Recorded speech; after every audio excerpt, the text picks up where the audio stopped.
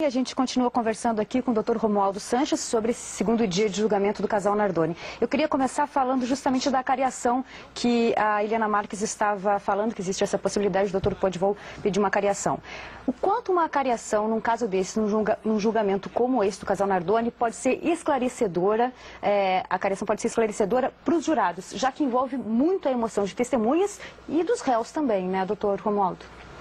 Você tocou num ponto muito importante, Ana, porque a cariação, ela tem por objetivo, em primeiro lugar, esclarecer um ponto divergente entre uma testemunha e o réu, ou entre os réus, ou entre as próprias testemunhas, enfim. Então, um ponto divergente. Então, pode ser que tanto a defesa como a acusação solicite ao juiz-presidente que seja confrontado, por exemplo, a Ana Oliveira, que é a mãe da Isabela, mais um dos réus, ou os dois réus. E então eles vão ser colocados frente a frente, e o doutor Maurício indaga deles sobre aquele ponto divergente. Ou seja, naquele ponto em que eles não têm consenso. E aí, ou eles poderão manter o que já disseram, ou um deles poderá voltar atrás. E nesse manter ou voltar atrás, Ana, é que os jurados estarão lá, os 7, olhando para a fisionomia das pessoas que estão sendo acariadas e verificar verdadeiramente se transmitem ou não seriedade, se transmitem ou não credibilidade na mantença do que já falou ou na retratação daquilo que já falaram. A gente continua aqui no Rio, doutor Romualdo, com o doutor Breno. Doutor Breno, a gente estava falando aí dessa ordem, né, a cariação. Agora, a Eliana Marques até tinha falado que amanhã à tarde os réus vão ser ouvidos. Isso houve uma mudança, né? Porque anteriormente os réus eram ouvidos primeiro no julgamento. Eu queria perguntar também qual é a vantagem jurídica para garantia, por exemplo, da justiça, né? Que a justiça seja feita essa mudança, né? Qual é o objetivo deles? Antes os réus eram ouvidos como primeiro ato, né? Do processo, no caso do júri, primeiro ato do plenário, né? Em 2008 para cá, a lei mudou e os réus são ouvidos depois das testemunhas de acusação e depois das testemunhas de defesa, né? Isso visou garantir um maior direito de defesa dos réus falarem, se pronunciarem depois das oitivas de testemunhas, né? Por isso que houve essa inversão processual. Isso porque eles estariam acompanhando, por exemplo, todos os depoijuízes, mesmo que forem participar de uma possível cariação. Sim, eles estão presentes, né? É uma garantia constitucional estar presente, eles podem até pedir dispensa, o juiz pode dispensar, mas a princípio os réus sempre estão presentes. Mas aí no caso de uma cariação, por exemplo, a Ana Carolina, ela não pode acompanhar o depoimento das testemunhas todas, mas os réus vão poder. Os réus podem. Pois aí no caso de uma cariação, eles não estariam em vantagem, as testemunhas, assim? Elas não podem ser influenciadas, né? Elas têm até o dever legal de não faltar à verdade, né? De falar toda a verdade, sob pena de estar cometendo crime de falso testemunho, né? O réu não. O réu, como direito de defesa, ele tem até o direito de mentir, né? Como uma defesa dele.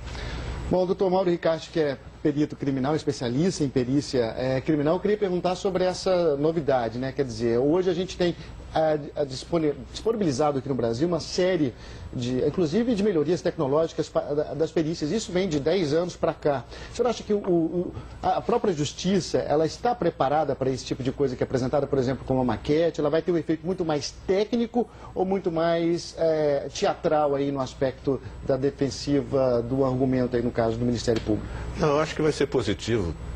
Inclusive, vai mostrar aos jurados a dinâmica de como aconteceu a coisa. Essa imagem que a gente está vendo, inclusive, é da maquete, olha, doutor Ricardo. E outra coisa que eu digo assim, com certo prazer, eu sou carioca, mas eu digo isso, São Paulo atualmente é o Instituto de Criminalística mais bem dotado da América do Sul. Eles adquiriram ao longo o que não fez o Rio de Janeiro, fez São Paulo. Eles adquiriram uma série de equipamentos de altíssima sensibilidade, de ponta realmente. Então, o trabalho que foi desenvolvido pelos peritos de São Paulo, a meu ver, não tem nenhum reparo a fazer, não há nenhum reparo a fazer. Foi um trabalho perfeito, minucioso, técnico, cuidadoso, e eu acho que em termos de prova técnica para os jurados e para o juiz, o trabalho foi bastante satisfatório. Mas lá no momento o senhor acha que essa maquete pode ser usada de que maneira? Vai provar alguma coisa ou vai tentar demonstrar de uma maneira mais clara? Vai demonstrar, digamos, a dinâmica, né? Por onde entrou este ou aquela pessoa. É muito minucioso, então. São vários detalhes, inclusive dentro do apartamento, né? Como existe também hoje um programa de computador que faz, digamos, uma simulação do que aconteceu, como nós vimos ontem, entendeu? Tudo isso. A gente pode dizer, por exemplo, que esse é o primeiro grande julgamento que a gente está vendo, pelo menos em nível de Brasil, vamos dizer assim, uma briga mesmo técnica, né? Uma briga técnica entre uma perícia querendo contradizer uma perícia oficial, os laudos oficiais, quer dizer, uma perícia contratada, uma perícia terceirizada. Isso também é novo. O que eu queria saber mesmo é se hoje a estrutura da justiça está preparada para isso. Os juízes estão preparados para fazer esse tipo de interpretação, inclusive tecnológico, quando é preciso, por exemplo, usar um equipamento para achar o sangue. Isso hoje é muito recente. Isso o senhor acha que está dificultando um pouco o trabalho ou o senhor acha que isso já não, consegue pelo facilitar? contrário, eu acho que está ajudando, né? Na medida em que o perito, há 10 anos atrás, no local que houve um crime, ele não conseguia, porque foi lavado, como eu disse ontem, foi lavado com formol, lá o que seja, não encontraria vestígios. Hoje você, com o luminol, né, você vai encontrar, você vai poder colher elementos de valor criminalístico importantes para chegar a uma conclusão, porque o compromisso do perito é com a verdade.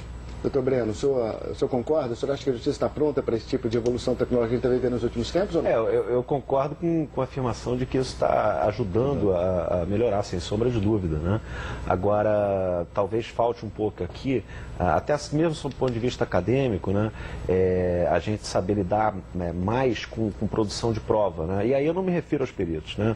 Aí eu me refiro às partes, a Ministério Público, a advogados, ao próprio juiz, né? Em outros países, como os Estados Unidos, por exemplo, há um maior estudo sobre provas em si, né? Aqui a gente tem que continuar aí a aproveitar essa maior tecnologia e infraestrutura para ingressar mais nesse caminho. Na fase acadêmica, falta literatura ainda, né? Um pouco em relação a provas específicas, né? Ana. Sim, eu queria voltar à discussão, o nosso debate para a percepção dos jurados, doutor Romualdo. Como nesse caso não existe uma testemunha ocular ou a confissão dos réus, um detalhe pode mudar tudo? Pode mudar a percepção dos jurados durante o julgamento? O que o senhor acha? Sem dúvida nenhuma, sem dúvida nenhuma. Um olhar, uma fala assim, sem muita segurança, um gesto, uma postura, uma conduta, uma postura que os jurados entendam que é uma postura muito relaxada, muito irreverente, pode demonstrar o que vai interiormente na testemunha, ou no perito, ou mesmo nos réus, e com isso pode ali fazer a diferença diante, como foi dito há pouco, de uma situação em que os réus não confessam, diante de uma situação em que há laudos inconclusivos. Então, tudo poderá fazer a diferença. Tudo voga no tribunal do júri, inclusive, eu denominaria, os pequenos, grandes detalhes. E como deve ser o interrogatório dos réus, tanto pela defesa como pela acusação? Eles podem perguntar diretamente para os réus, né? Eles podem perguntar diretamente, é uma mudança que foi trazida aí pela Lei 11.689, de 2008. Agora as partes podem inquirir diretamente, né, os acusados. Primeiro, lógico, o juiz-presidente, depois a acusação, depois a defesa e depois também os jurados que assim desejarem. Isso permite um maior contato, uma dinâmica maior e, digamos assim, isso permite que as declarações dos réus sejam mais naturais. Né? Mais naturais e com isso se consiga obter aí uma impressão melhor, né, do que eles podem transmitir de verdade ou de mentira, enfim. Isso pode também influenciar bastante nos jurados que estão assistindo a tudo.